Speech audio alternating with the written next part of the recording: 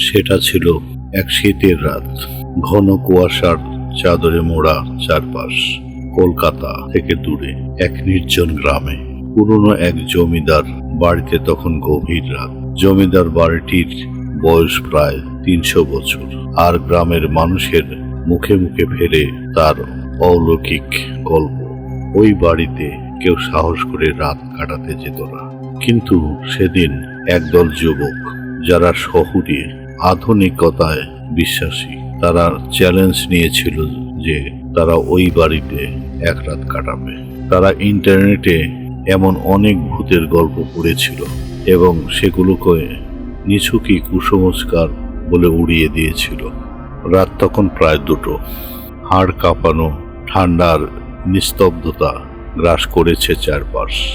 যুবকদের মধ্যে একজন, যার নাম রাহুল, সে হঠাৎই সিঁড়ির দিকে তাকিয়ে দেখল আবছা আলোয় একটা ছায়ামূর্তি ধীরে ধীরে উপরের দিকে উঠছে।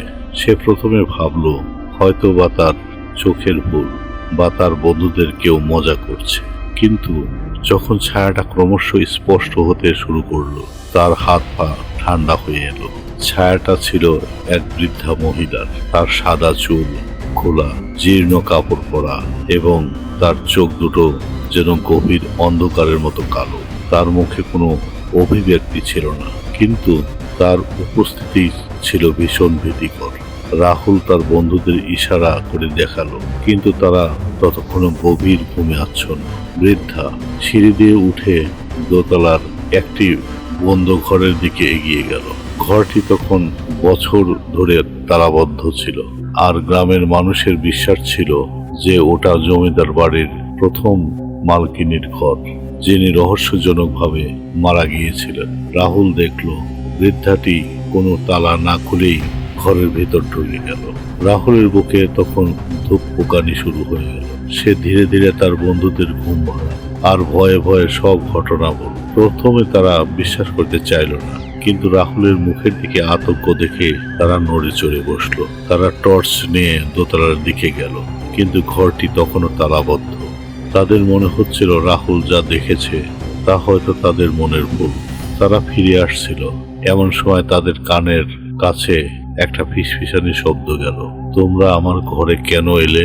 ভয়ে তাদের হৃৎপিণ্ড যেন থেমে গিয়েছিল। তারা দ্রুত নিচে নেমে এসে বাড়ি থেকে বেরিয়ে আসার জন্য দৌড়াতে শুরু করলো।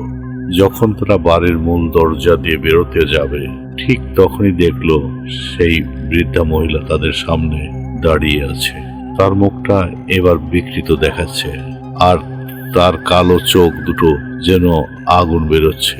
সে আর ফিসফিস করে বলল, তোমাদের পালানোর কোনো উপায় নেই। পরদিন সকালে গ্রামের লোকেরা জমিদার বাড়ির সামনে যুবকদের গাড়ি দেখতে পেল, কিন্তু তাদের কাউকেই খুঁজে পেল না।